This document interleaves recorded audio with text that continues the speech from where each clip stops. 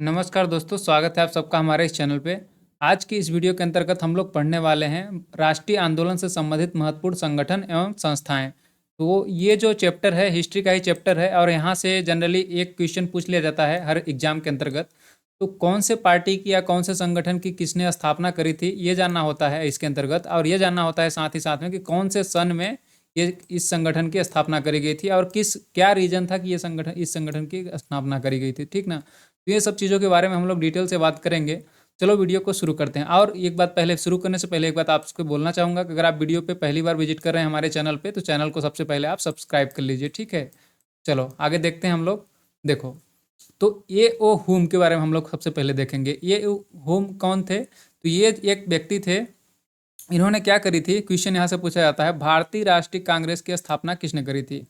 तो आपको सिर्फ ये पॉइंट ध्यान रखना है कि भारतीय राष्ट्रीय कांग्रेस की स्थापना किसने करी थी, ए ओ ह्यूम ने। तो कब करी थी ये भी इंपॉर्टेंट पॉइंट है कि भारतीय राष्ट्रीय कांग्रेस की स्थापना कब हुई थी। हर एग्जाम के अंतर्गत एसएससी ले लो, रेलवे ले लो, चाहे जेई ले लो, या कोई भी स्टेट पीएससी ले लो, हर एग्जाम के अंतर्गत ये क्वेश्चन 101% क्वेश्चन आपको आता है और काफ़ी सरल क्वेश्चन होता है। ज़्यादातर लोग इसको 80-90% स्टूडेंट्स को पता होता है। तो अगर आपको पता नहीं है तो इसको पता करिए, याद रखिए कि आपका जो भारतीय राष्ट्रीय कांग्रेस यानी कि जो कांग्रेस की स्थापना हुई थी, ये 28 दिसंबर 1885 में हुई थी। आपको बता दूं दोस्तों कि ये जो 1885 में कांग्रेस की स्थापना क्यों हुई थी, तो जो 1857 की क्रांति हमने पढ़ी है पिछली वीडियो के अंतर्गत, तो 1857 की क्रांति में क्या हुआ था, विफल होने का मुख्य कारण क्या था कि वहाँ पे जो है व्यवस्था सही से प्रॉपर मैनेजमेंट नहीं हो पा रहा था। तो कोई कहीं से, जैसे अपने इंडिया के अंतर्गत कोई कहीं से विद्रोह कर रहा था, तो और अलग अलग पार्ट से अलग अलग विद्रोह हो रहे थे, तो उनका संगठनात्मक कोई निर्देश नेतृत्व करने वाला व्यक्ति नहीं था कि जहाँ से सारी चीज़ों को नियंत्रित किया जा सके। तो उसके अभाव को पूरा करने के लिए ही कांग्रेस पार्टी की स्थापना हुई थी 28 दिसंबर सन 1885 में। और किसने करी थी, तो ये आपको पॉइंट ध्यान रखना है कि ए ओ ह्यूम ये व्यक्ति थे। यहाँ पे देखिए, आप फोटो देख सकते हैं। तो इन्होंने ही जो है 1885 के अंतर्गत 28 दिसंबर को भारतीय राष्ट्रीय कांग्रेस की स्थापना करी थी, ठीक है।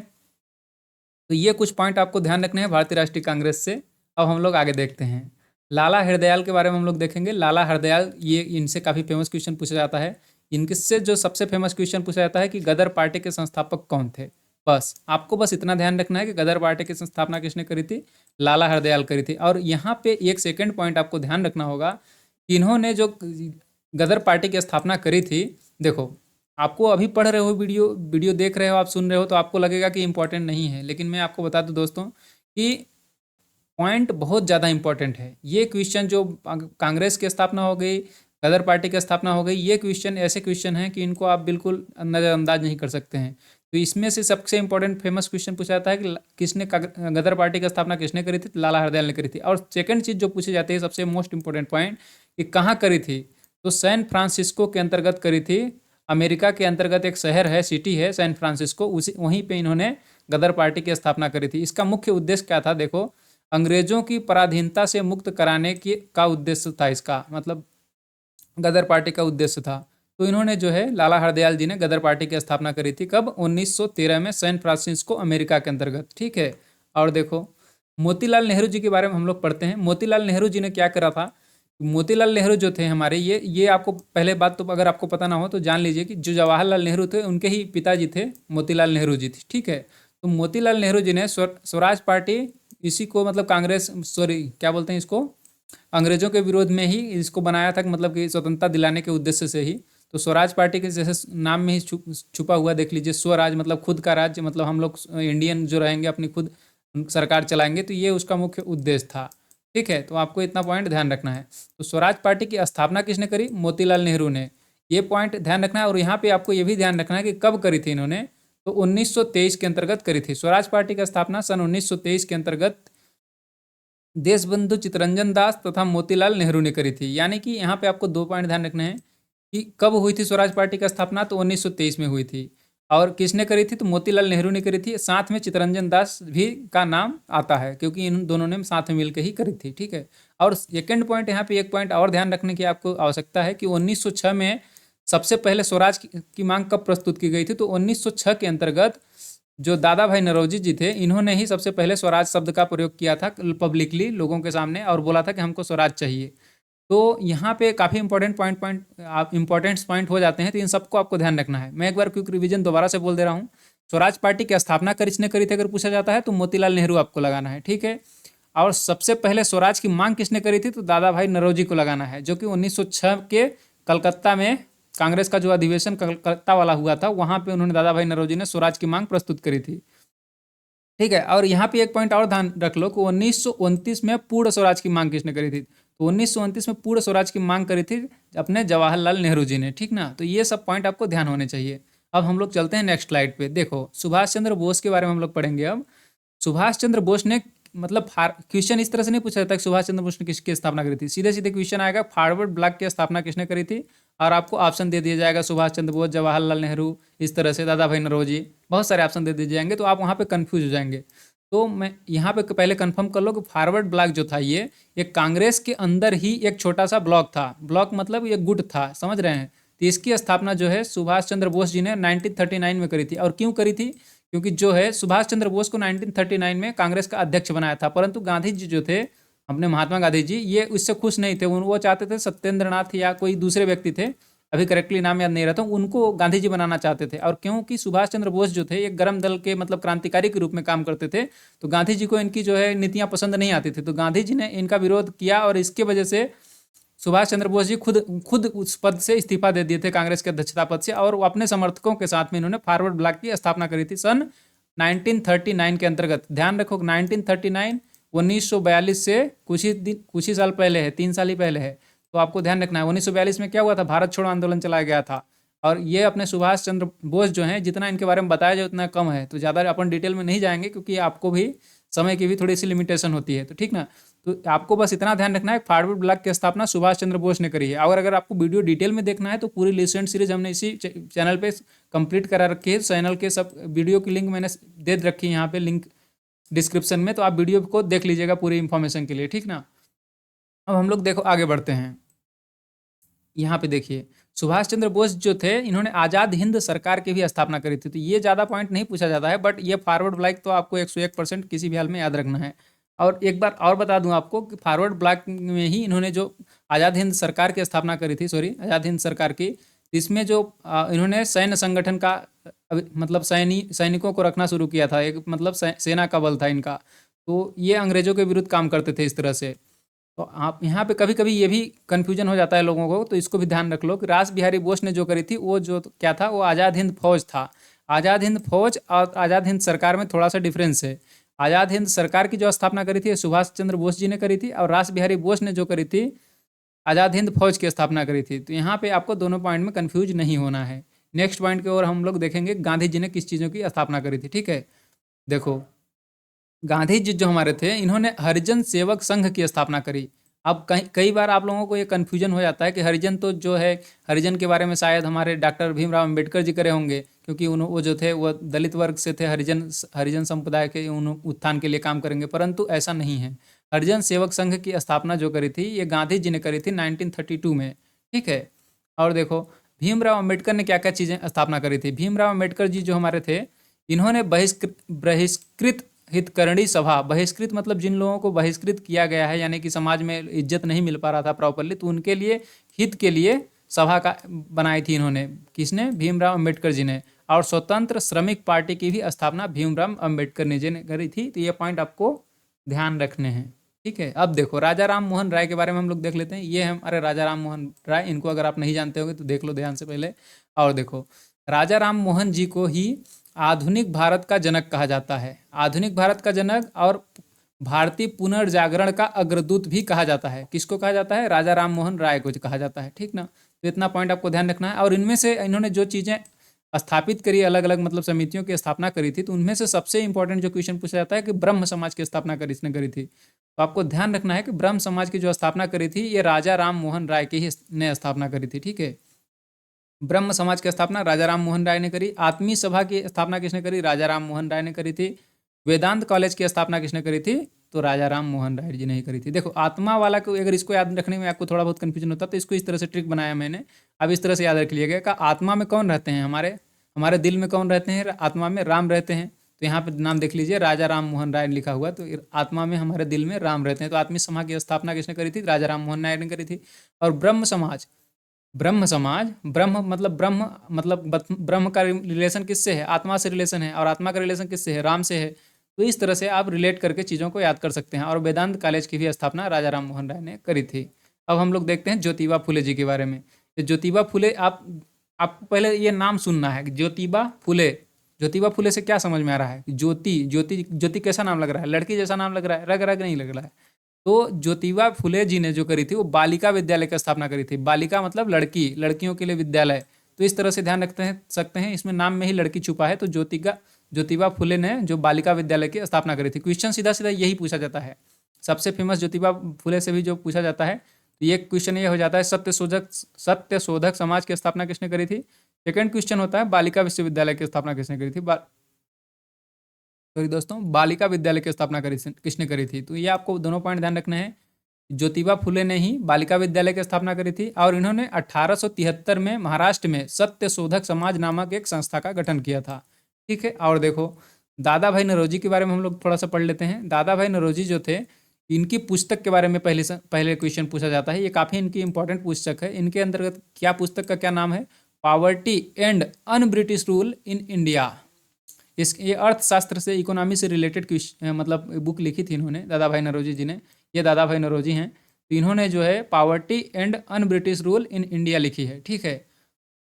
और देखो, यहाँ से ये पॉइंट भी काफ़ी पूछा जाता है कि भारत का वयोवृद्ध पुरुष, या फिर भारत का पितामह, या फिर grand old man of India, ये तीनों शब्द इस्तेमाल किए जाते हैं किसके लिए? दादा भाई नौरोजी जी के लिए। तो आपको इस पॉइंट को भूलना नहीं है। ठीक है ना। तो पुस्तक जो है इनकी क्या थी? रिपीट कर दे रहा हूँ, poverty and un British rule in India. ठीक है। वीडियो अगर आपको स्पीड लगता है तो इसको स्लो करके देख सकते हैं।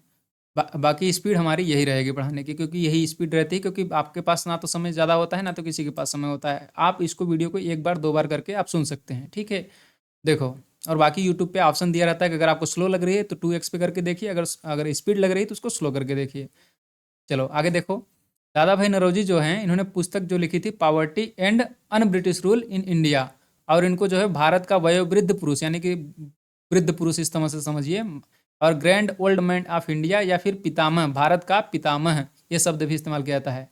इन्होंने जो है ब्रिटिश सार्वजनिक सभा की स्थापना करी थी। कहाँ करी थी? इन्होंने इंग्लैंड में ही करी थी, ब्रिटिश सरकार के अंतर्गत ही। और दादा भाई नौरोजी ही एक ऐसे व्यक्ति थे जिन्होंने सबसे पहले यूपीएससी की सेवा, सॉरी यूपीएससी नहीं, यूपीएससी तो सत्येंद्र नाथ टैगोर जी ने पास किया था सबसे पहले, लेकिन दादा भाई नौरोजी थे, ये ब्रिटिश सरकार के अंतर्गत वहाँ पे, मतलब सरकार के अंतर्गत सीट जीतने वाले पहले व्यक्ति थे दादा भाई नौरोजी। तो ये आपको पता होना चाहिए।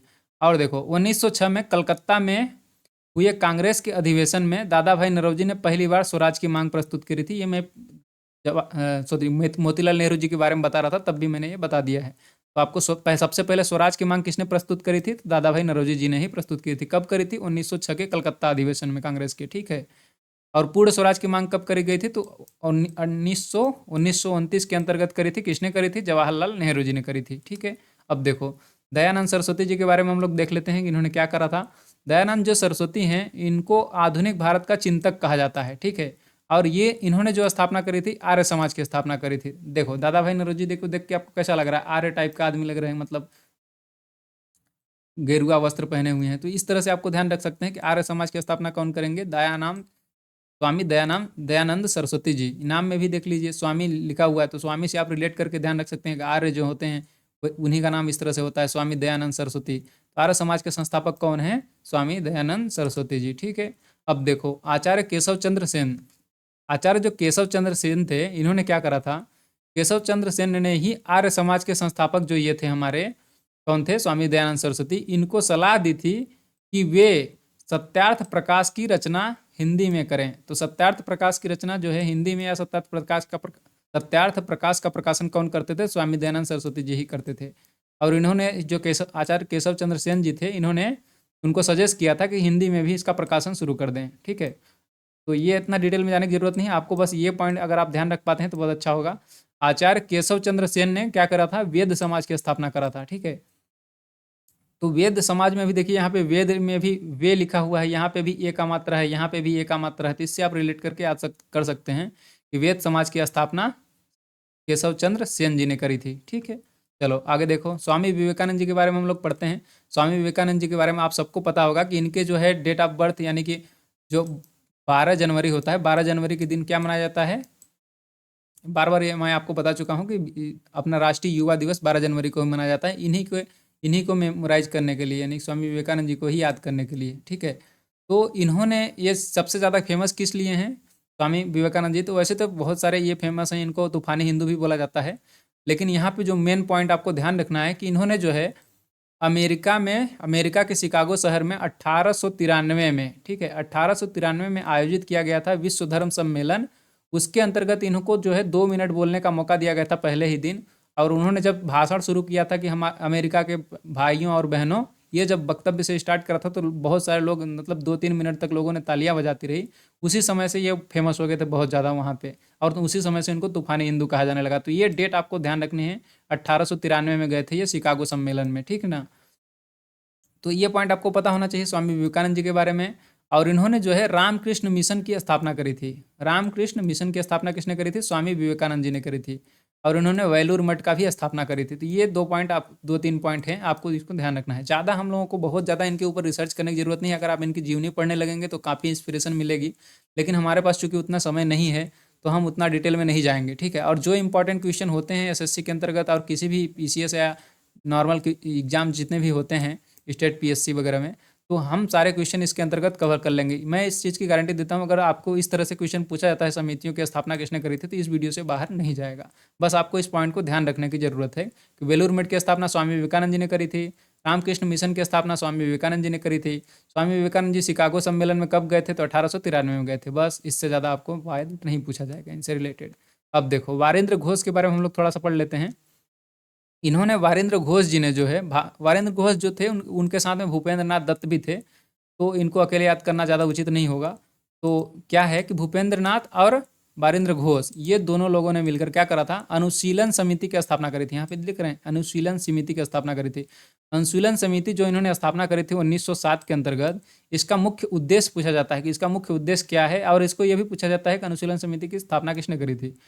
अनुशीलन समिति की स्थापना जो करी थी ये वारेंद्र घोष जी ने करी थी, और इसका मुख्य उद्देश्य था खून का बदला खून। खून का बदला खून का मतलब क्या हुआ कि अगर मान लीजिए अंग्रेज जो हैं इंडियंस का खून करते हैं तो अंग्रेजों का भी खून किया जाएगा, और खून कौन करेगा, इनके इंडियंस लोग करेंगे।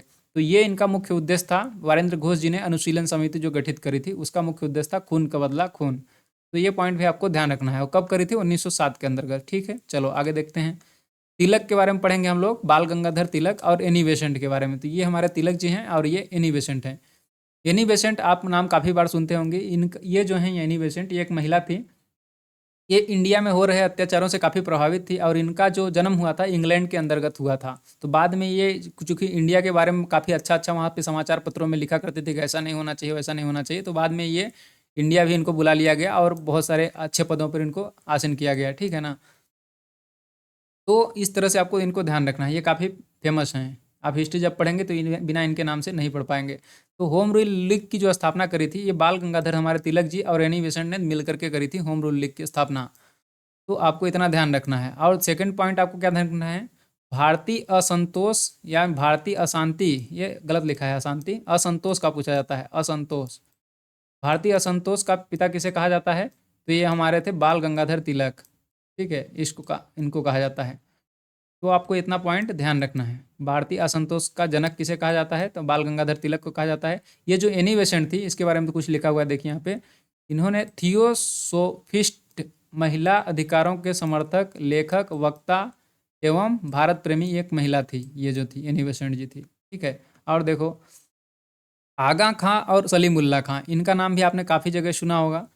अगर नहीं सुना होगा तो कोई बात नहीं है, अभी सुन लीजिए। आगा खां और सलीमुल्लाह खां ये ऐसे दो व्यक्ति थे, इन्होंने जो है मुस्लिम लीग की स्थापना करी थी। कब करी थी, 1906 में, जब बंगाल विभाजन हुआ था 1905 में, लॉर्ड कर्जन ने घोषणा करी थी बंगाल विभाजन के बाद। तो जब इन्होंने जो है जस्ट उसके बाद में मुस्लिम लीग की स्थापना करी थी 1906 में, और मुस्लिम लीग ने ही 1940 में अलग पाकिस्तान बनाने की मांग करी थी, ठीक है। तो ये आपको कुछ पॉइंट इस तरह से रिलेट करके याद करने हैं। ये जो समितियों से रिलेटेड क्वेश्चन थे, तो यहाँ पे हमारे सब क्वेश्चन कवर हो जाएंगे इसके अंतर्गत। तो वीडियो यहीं तक था। चैनल को आप सब्सक्राइब कर लीजिए ताकि आप लूसेंट की और जीके से रिलेटेड जितने भी वीडियो होंगे उसको आप इस चैनल पे देख पाएंगे, ठीक है ना। तो चैनल को सब्सक्राइब करना नहीं भूलेंगे, और वीडियो अगर अच्छी लगी है तो इसको लाइक करिए और अपने दोस्तों को भी शेयर करिए। वीडियो बनाने में दोस्तों काफ़ी समय लगता है इस तरह की।